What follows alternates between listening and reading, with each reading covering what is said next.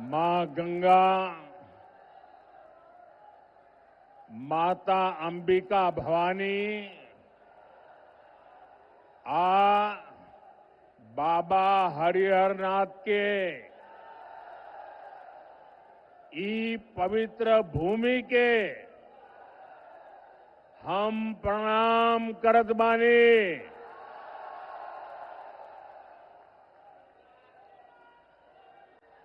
देशभक्त रत्न डॉक्टर राजेंद्र प्रसाद, लोकनायक जयप्रकाश नारायण, भिखारी ठाकुर के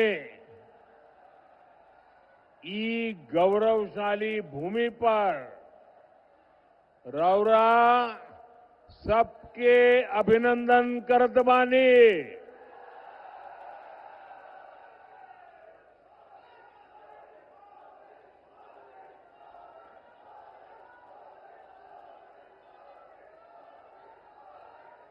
वीर कुंवर सिंह जी की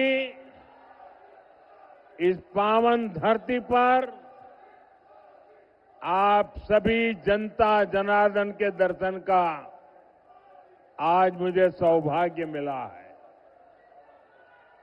इतनी विशाल संख्या में हमारी बहनें बेटियां आज हमें आशीर्वाद देने आई है। नौजवानों का उत्साह तो देखते ही बनता है। बिहार के मेरे भाई बहनों और खास करके बिहार के मेरे नौजवानों, मैं आज आपको एक गारंटी देता हूं। बिहार के मेरे नौजवानों, आज मैं आपको एक गारंटी देता हूं। आपका सपना ही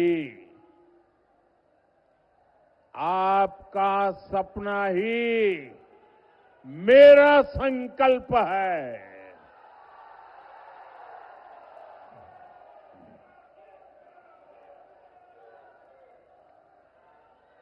नरेंद्र और नीतीश आपके सपनों को पूरा करने में जुटे हैं। बिहार में सुशासन से समृद्धि की यात्रा अनवरत चलती रहे, इसके लिए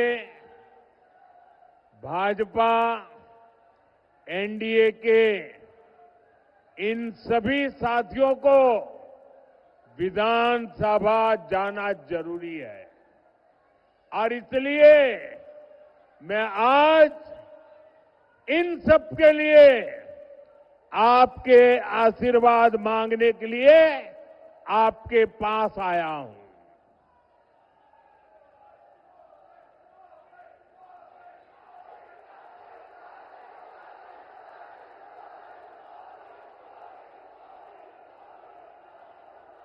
मेरे पुराने साथी, मेरे मित्र राजीव प्रताप मुझे भी बता रहे थे कि कई लंबे 48 घंटों से बारिश धूम चल रही थी।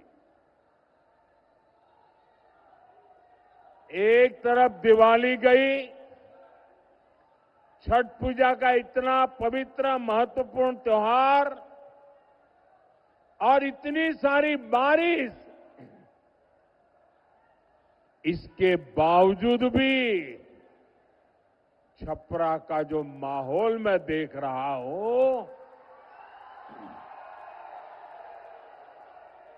वो यही कह रहा है, फिर एक बार एनडीए सरकार, फिर एक बार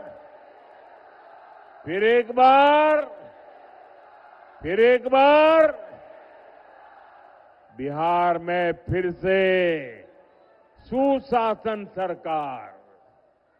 भाइयों और बहनों, छपरा आना अनेक प्रेरणाओं से जुड़ने जैसा है।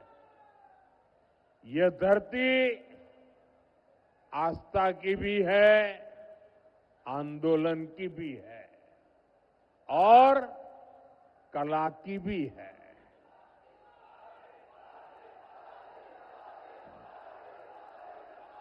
इस मिट्टी में जादू है जो शब्दों को भी जीवंत बना देती है। भिखारी ठाकुर जी ने इसी मिट्टी की महक समाज के संघर्ष और लोक जीवन की पीड़ा को गीतों में पिरोया था। भोजपुरी और समाज की जो सेवा उन्होंने की, वो आने वाली हर पीढ़ी को प्रेरित करती रहेगी। साथियों, मैं भी पूर्वांचल का सांसद हूं।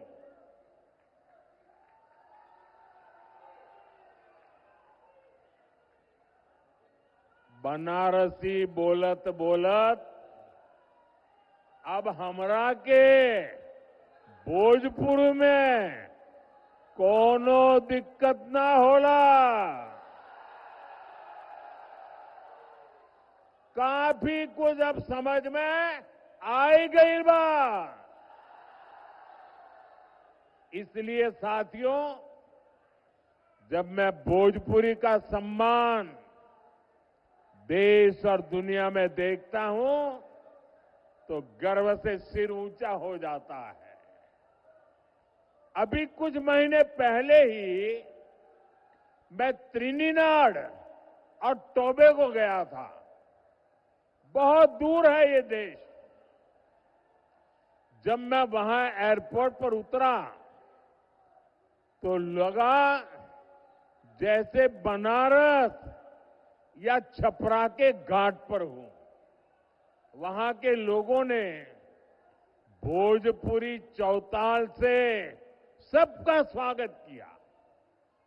बिहार और भोजपुरी से जुड़ा होने का गौरव अद्भुत होता है।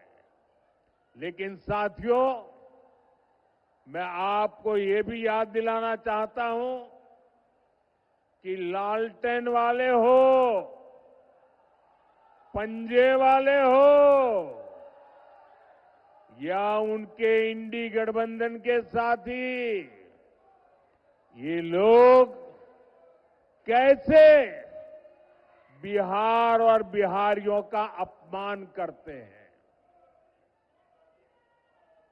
कांग्रेस के पंजाब के एक मुख्यमंत्री थे। उन्होंने एक रैली में खुला ऐलान किया। ये जरा सुनिए, ये पंजाब के कांग्रेस के मुख्यमंत्री ने मुख्यमंत्री पद पर रहते हुए ऐसा खुला ऐलान किया कि बिहार के लोगों को वो अपने राज्य पंजाब में घुसने नहीं देंगे।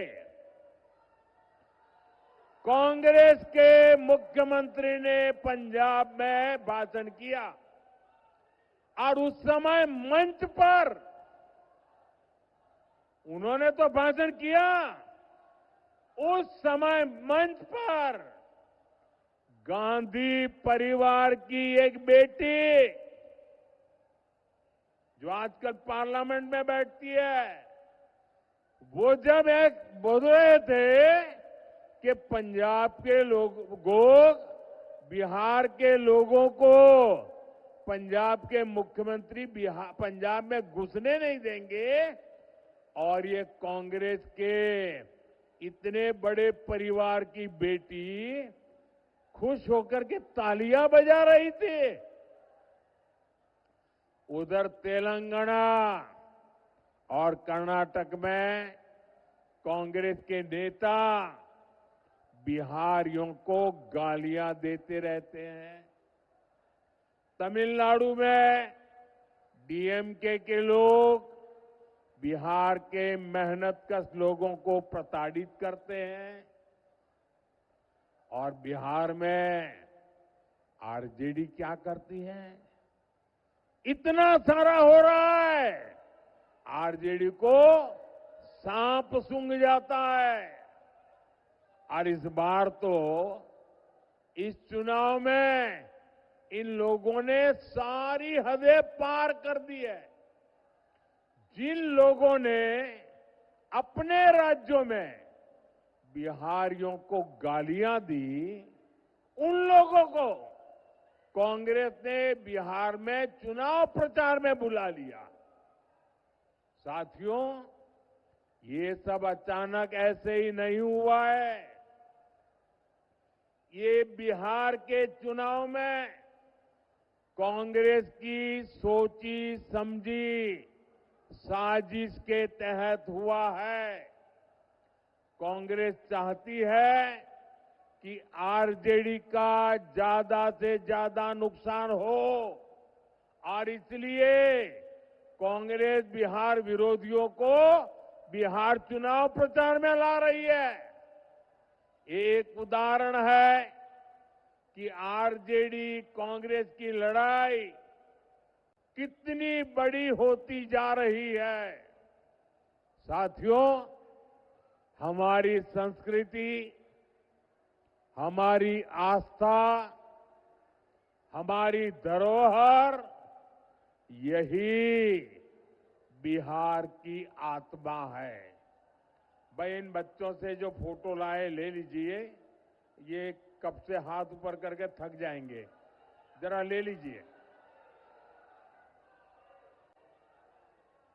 एनडीए सरकार विकास भी, विरासत भी, इस मंत्र पर काम कर रही है। जरा एसपीजी के लोग ये कलेक्ट कर ले भाई। हम धरोहर को रोजगार से जोड़ रहे हैं। आप काशी विश्वनाथ धाम या अयोध्या धाम जाइए, वहां हुए विकास के बाद श्रद्धालुओं की संख्या लगातार बढ़ रही है। इससे रिक्शा वाले, टैक्सी वाले, नाव वाले, होटल वाले, खिलौने बेचने वाले, साड़ी बेचने वाले, कपड़े बेचने वाले, सबकी कमाई बढ़ी है। अब यही काम हमारी सरकार यहां छपरा और आसपास के इलाकों में दोहरा रही है। भाजपा एनडीए सरकार यहां हरिहर नाथ कॉरिडोर बना रही है, गंगा घाटों का सुंदरीकरण कर रही है। आने वाले सालों में यहां श्रद्धालुओं के लिए अद्भुत सुविधाएं होगी और साथ ही पर्यटन आधारित रोजगार के नए अवसर भी बनेंगे। साथियों, हमारी सरकार बिहार की धरोहर को कैसे रोजगार से जोड़ रही है, इसका एक उदाहरण गंगा विलास क्रूज है।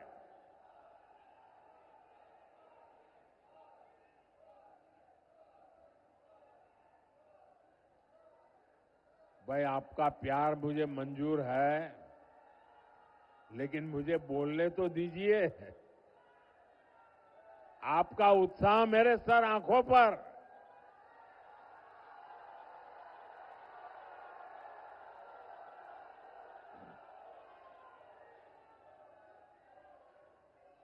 लेकिन मेरी बात आपको घर घर पहुंचानी है और इसलिए आप जितना ध्यान से सुनेंगे, आप जब बूथ में जाएंगे लोगों को बता पाएंगे। साथियों, एक क्रूज चलती है गंगा जी पर चलने वाला एक क्रूज बनारस से बिहार होते हुए बंगाल तक जाता है। आजकल ये क्रूज अभी मुंगेर के आसपास के इलाके में गंगा की लहरों के साथ चलने वाला ये जहाज बक्सर से विक्रमशिला तक बिहार का गौरव दुनिया को दिखा रहा है। नदी के तट पर हमारी संस्कृति कैसे पली बढ़ी उसके दर्शन होते हैं। साथियों, हमारी डबल इंजन सरकार बिहार के तीर्थों और धरोहरों की भव्यता को आधुनिक सुविधाओं से जोड़ रही है। लेकिन आप ये भी याद रखिए, आस्था विरोधी, विकास विरोधी, वोट बैंक की राजनीति और तुष्टीकरण में डूबे आरजेडी कांग्रेस के लोग घुसपैठियों को बचाने के सिवाय कोई काम नहीं कर सकते। घुसपैठिए उनके माए बाप बन गए हैं। उन्होंने अपनी पूरी राजनीतिक ताकत घुसपैठियों को बचाने में लगाई हुई है। भाइयों बहनों, अयोध्या में इतना भव्य राम मंदिर बना, 500 साल के बाद 500 साल का इंतजार, अविरत संघर्ष और तब जाकर के राम मंदिर बना। और आप तो गर्व से कह सकते हैं कि छपरा की एक बेटी स्वाति के भजन से दुनिया गूंज उठी थी। मेरी झोपड़ी के भाग आज खुल जाएंगे, राम आएंगे। कितने सुंदर बोल है, मेरी झोपड़ी के भाग आज खुल जाएंगे, राम आएंगे। और प्रभु श्री राम के दर्शन के लिए लाखों लाख लोग अयोध्या चल पड़े। लेकिन साथियों, आरजेडी कांग्रेस के नेताओं को राम मंदिर के निर्माण से भी परेशानी है। आपने कभी सुना, अरे बेटे रखो, मैं आप लाई हूं, अच्छी बात है, कोई ले लेगा, देख लिया बेटा, आप बैठो, आप जरा वो किताब ले लीजिए। भी वो बच्ची किताब लेके आई है, वो किताब ले लीजिए, पहुंचा दीजिए।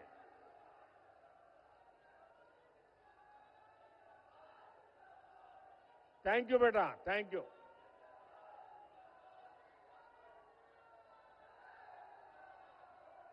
आपने कभी ये आरजेडी वालों को, कांग्रेस वालों को राम मंदिर जाते देखा क्या अयोध्या में? नहीं, क्योंकि उन्हें डर है कि अगर वे अयोध्या में प्रभु श्री राम के दर्शन कर लेंगे तो उनकी वोट बैंक नाराज हो जाएगी, तुष्टीकरण का गणित बिगड़ जाएगा, एक घुसपैठिए उनके माथे पर चढ़ जाएंगे। साथियों, पिछले साल जनवरी में प्राण प्रतिष्ठा के बाद से राम मंदिर के दर्शन के लिए 6 करोड़ 65 लाख से ज्यादा लोग अयोध्या जा चुके हैं। यानी करीब 2.25 करोड़ लोग अयोध्या गए हैं। देश विदेश के लोग वहां पहुंचे हैं। देश के कोने कोने से गरीब, दलित, पिछड़े, हर कोई रामलला के दर्शन के लिए गया है।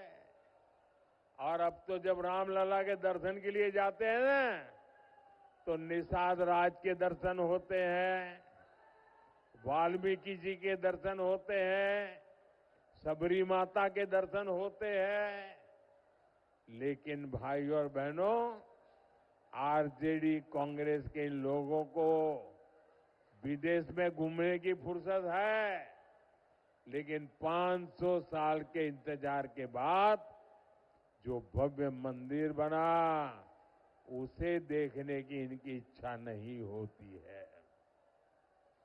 जो लोग आपकी आस्था का सम्मान नहीं कर सकते, वो कभी भी यहां आस्था के स्थलों का विकास नहीं कर सकते। और आप लोगों ने कल ही देखा है कैसे आरजेडी कांग्रेस ने छठी मैया का भी अपमान किया गया है। साथियों, बिहार का ये चुनाव यहां के नौजवान बेटे बेटियों के भविष्य के लिए जो पहली बार वोट देने जा रहे हैं उनके लिए बहुत महत्वपूर्ण है। मैं सभी नौजवानों से कहना चाहता हूं, सभी मतदाताओं से कहना चाहता हूं, आपको अपने वोट की ताकत पहचाननी है। मेरे नौजवान साथियों, आपके माता पिता के एक वोट की ताकत क्या थी, मैं आज आपको बताना चाहता हूं। आपके माता पिता के एक वोट ने, वो वोट की ताकत ऐसी थी कि बिहार को जंगल राज से मुक्ति दिलाई और बिहार को जंगल राज को बदल करके सुशासन की ओर ले गए। ये आपके पिताजी के वोट की ताकत थी, आपके माताजी के वोट की ताकत थी। अब बारी आपकी है। अब बिहार के नौजवानों का एक वोट सुशासन को समृद्धि में बदलने का अवसर है। और इसलिए मेरे साथियों, आपके माता पिता ने जंगल राज से मुक्ति के लिए वोट दिया था। नौजवानों ने अब सुशासन से आके निकल करके समृद्धि के लिए वोट करना है, विकसित बिहार के लिए वोट करना है।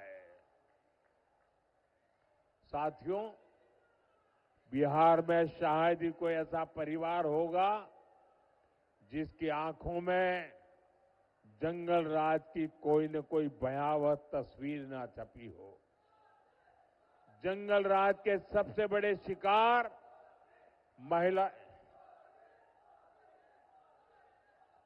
जंगल राज के सबसे बड़े शिकार महिलाएं रही है, बच्चे रहे हैं।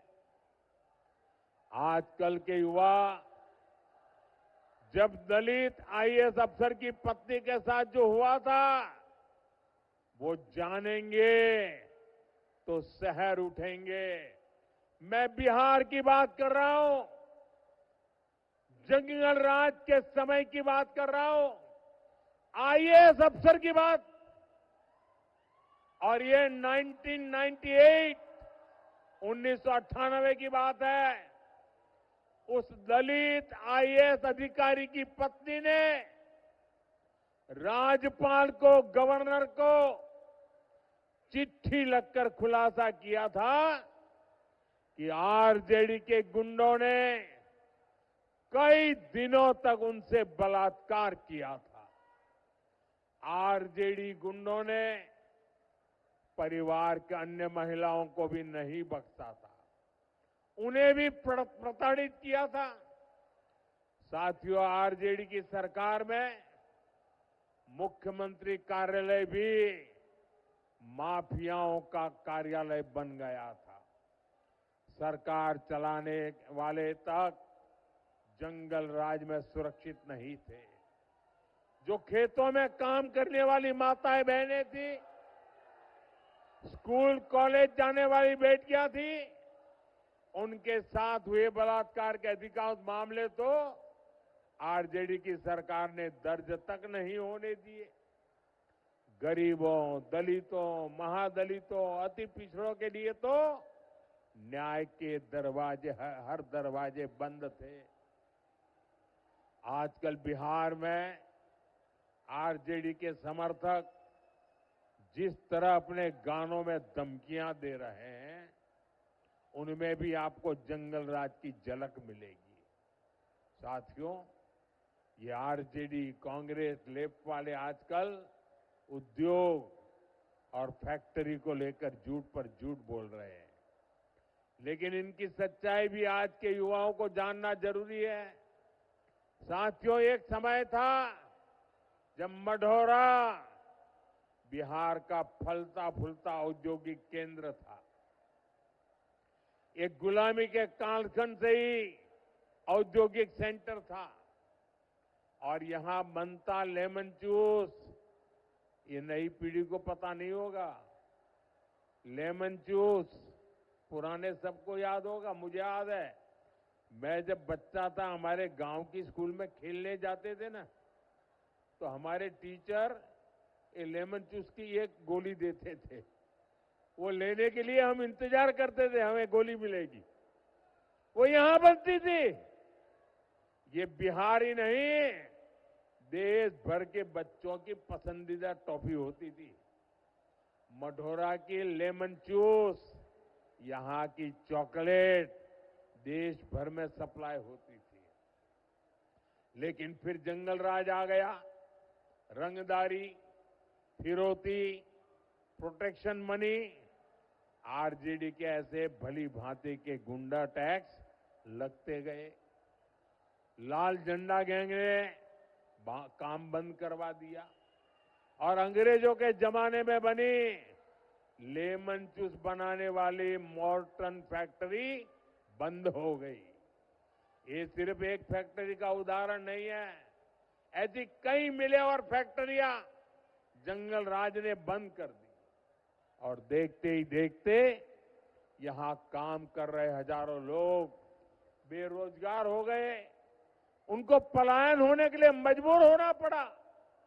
आपको भूलना नहीं है, आज भी जब उद्योगों से जुड़े लोग, निवेश करने वाले लोग आरजेडी और लाल झंडा जैसे जब सुनते हैं ना, तो आने से 50 बार सोचते हैं, दूसरे राज्य में चले जाते हैं। साथियों, एनडीए सरकार मढ़ौरा के उस गौरव को फिर से लौटाने में जुटी है। मढ़ौरा की रेल फैक्ट्री इसका उदाहरण है। एनडीए की डबल इंजन सरकार के कारण आज मढ़ौरा में बने इंजन विदेशों में निर्यात हो रहे हैं। अफ्रीका के देशों की ट्रेनें हमारे मढ़ौरा में बना इंजन चला रहा है। बिहार में बना इंजन आज दुनिया में काम आ रहा है। मैं आपको विश्वास दिलाता हूं, हमारा मढ़ौरा, हमारा सारण, हमारा बिहार फिर से मेड इन इंडिया की शान बनने वाला है।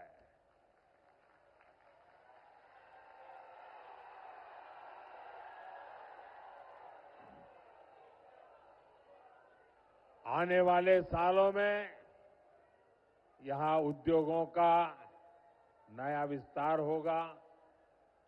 बिहार के युवा को बिहार में ही काम मिलेगा।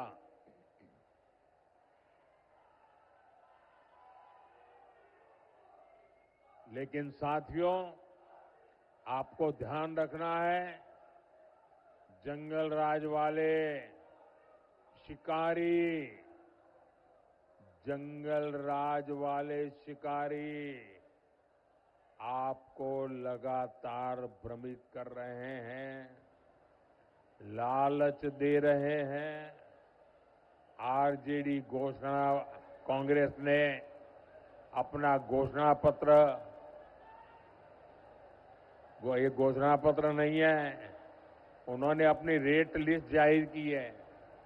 इनकी हर घोषणा के पीछे का असली मकसद रंगदारी, फिरौती, लूट खसूट भ्रष्टाचार, यही सब है। इसलिए मेरे साथ इस संकल्प को दोहराइए, जंगल राज से दूर रहेगा बिहार। मेरे साथ दोहराएंगे, मेरे साथ दोहराएंगे, सबके सब दोहराएंगे। मैं कहूंगा, जंगल राज से दूर रहेगा बिहार। आप कहेंगे फिर से एनडीए सरकार, आप कहेंगे फिर से एनडीए सरकार। जंगल राज से दूर रहेगा बिहार, जंगल राज से दूर रहेगा बिहार, जंगल राज से दूर रहेगा बिहार। साथियों, मैं देख रहा हूं यहां इतनी बड़ी संख्या में हमारी माताएं बहनें आई हैं। बिहार के विकास में यहां की बहनों बेटियों की बहुत बड़ी भूमिका है। हमारी बेटियां आत्मनिर्भर बने, वे अपना परिवार का भविष्य समृद्ध करें, इसके लिए हम लगातार काम कर रहे हैं। ड्रोन दीदी, जीविका दीदी, बैंक सखी, लखपति दीदी, अनगिनत अभियान, ऐसे कितने ही प्रयासों ने बिहार में बहनों बेटियों को नई ताकत दी है। बिहार की बहनें मुख्यमंत्री महिला रोजगार योजना से भी बहुत खुश है। 1,30,00,000 बहनों के खाते में 10-10 हजार रुपया पहुंच चुके हैं। इस पैसे से वे अपना काम शुरू कर रही है। और मैं आपको एक और बात कहूंगा, जब यहां फिर एनडीए सरकार बनेगी तो मुख्यमंत्री महिला रोजगार योजना के तहत और भी अधिक मदद दी जाएगी। साथियों, बिहार के नौजवानों को रोजगार के लिए भी हमारी सरकार लगातार काम कर रही है। बिहार में भी करीब 2 करोड़ मुद्रा खाते हैं। और आप जानते हैं, ये मुद्रा योजना के तहत बिहार के नौजवानों को कितना पैसा मिला है? ये राशि है, अकेले बिहार की बात मैं बताता हूं, 2,80,000 करोड़। 2,80,000 मतलब करीब करीब 3 लाख करोड़ रुपया। ये पैसे बिहार के नौजवानों को मुद्रा लोन से मिले हैं। दलित, महादलित, पिछड़े, अति पिछड़े परिवारों को इससे बहुत फायदा हुआ है। साथियों, जिसको किसी ने नहीं पूछा, मोदी उनको पूजता है।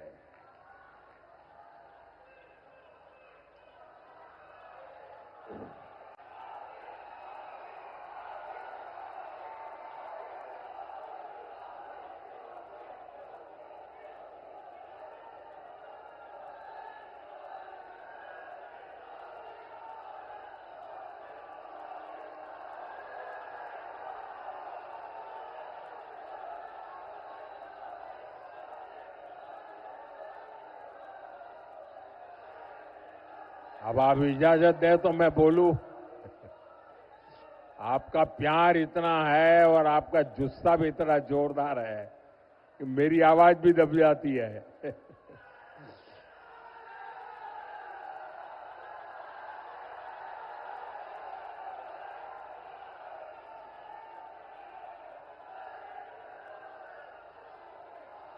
साथियों, हमारे विश्वकर्मा साथी जो पारंपरिक काम करते हैं, हाथ के हुनर से काम करते हैं, जो बढ़ई है, लोहार है, सुनार है, सुतार है, दर्जी है, कपड़े धोने वाले हैं, जूता बनाने वाले हैं, मालाकार है, नाई है, ऐसे अनेकों साथियों की सूद भी किसी ने नहीं ली थी। इसमें भी बहुत सारे काम हमारी बहनें करती हैं। आजाद भारत में पहली बार ये हमारी सरकार है जिसने पीएम विश्वकर्मा योजना बनाई है। इसके तहत इन साथियों को सरकार आधुनिक ट्रेनिंग दे रही है, ट्रेनिंग के दौरान भी पैसे दे रही है। इन्हें आधुनिक औजार खरीदने के लिए देश भर के विश्वकर्मा भाइयों को हजारों रुपये दिए गए, हजारों रुपये दिए गए। इनको बैंक खातों से बहुत कम ब्याज पर लाखों रुपये ऋण दिया जा रहा है ताकि वे कच्चा माल खरीद पाए, नई मशीनें खरीद पाए।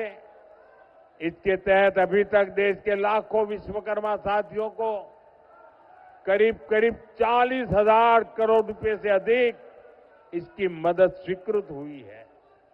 आने वाले 5 साल में बिहार के विश्वकर्मा साथियों को इन योजनाओं से बहुत अधिक लाभ होने वाला है। साथियों, एनडीए की डबल इंजन सरकार वंचितों को वरीयता देती है। आप नक्सलवाद की समस्या को ही लीजिए, इसने वंचितों को, दलितों, अति पिछड़ों को हिंसा के रास्ते पर भटकाया। इनके टोलों को सड़क, स्कूल, अस्पताल, हर चीज से वंचित रखा। एनडीए बिहार को माओवादी आतंक से मुक्त कर रही है। साथियों, एनडीए की डबल इंजन सरकार सामाजिक सुरक्षा का दायरा भी निरंतर बढ़ा रही है। बीमा हो, बढ़ी हुई पेंशन हो, मुफ्त इलाज हो, मुफ्त अनाज हो, ये सब कुछ ये आपका बेटा दे रहा है, एनडीए सरकार दे रही है। साथियों, आज बिहार में औसतन हर महीने, ये आंकड़ा भी बिहार के लोगों को याद रखना चाहिए। आज बिहार में औसतन एवरेज हर महीने 15,000 से अधिक गरीबों के लिए पक्के घर बनते हैं। गांव टोले तक सड़कें पहुंची है, बिजली पानी पहुंचा है, या नई गैस लाइन पहुंची है, बहनों की रसोई तक सस्ती गैस पहुंच रही है। हमारा प्रयास यही है कि आपके जीवन से चिंता कम हो, आपका जीवन आसान हो। साथियों, अब बिहार रुकेगा नहीं। अब बिहार रुकेगा नहीं, इतना ही नहीं है, अब बिहार नई रफ्तार से आगे बढ़ेगा।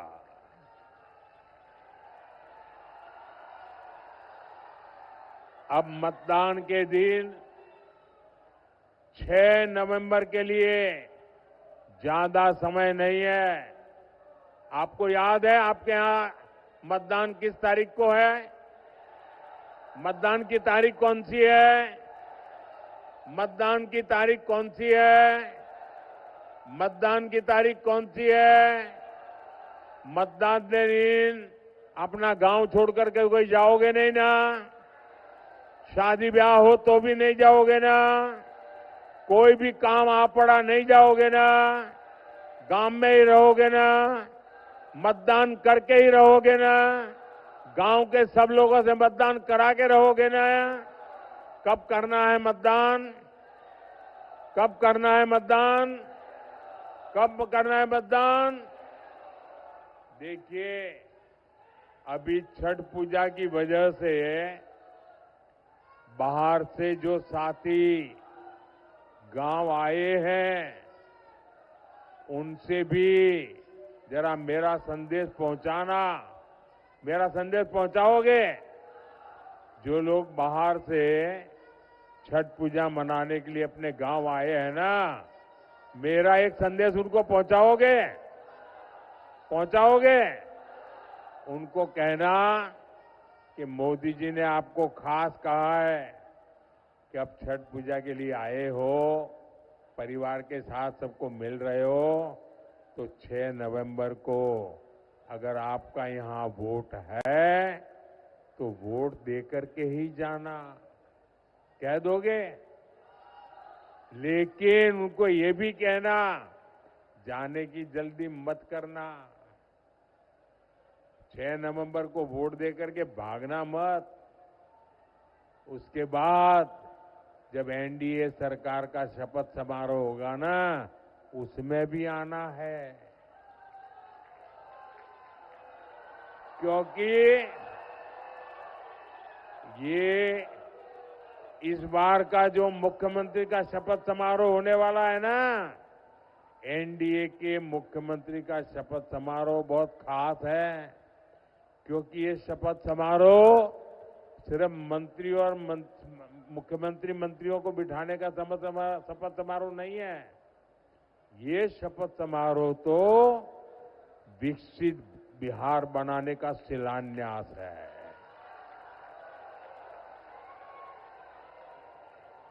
ये चुनाव विकास के महान अभियान को गति देने वाला है। इसलिए इस महायज्ञ में जो बाहर से यहां लोग आए हैं, उनका योगदान भी बहुत जरूरी है।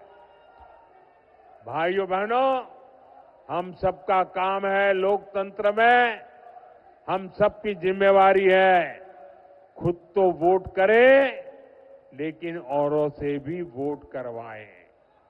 ज्यादा से ज्यादा मतदान होना चाहिए।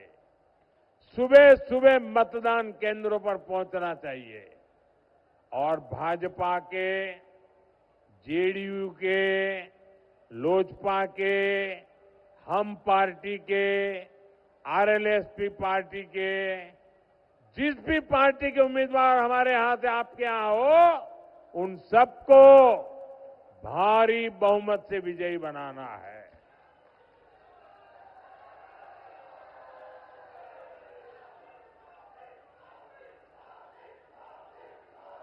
मैं मेरे उम्मीदवार जो चुनाव लड़ रहे हैं, उनसे आग्रह करूंगा जरा आगे आ जाए।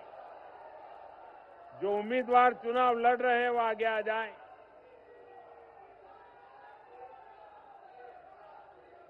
आप सब इतनी बड़ी संख्या में मेरे इन साथियों को आशीर्वाद देने आए हैं। आप मेरे इन साथियों की जितनी ताकत बढ़ाओगे, इतनी मोदी नीतीश की ताकत बढ़ेगी।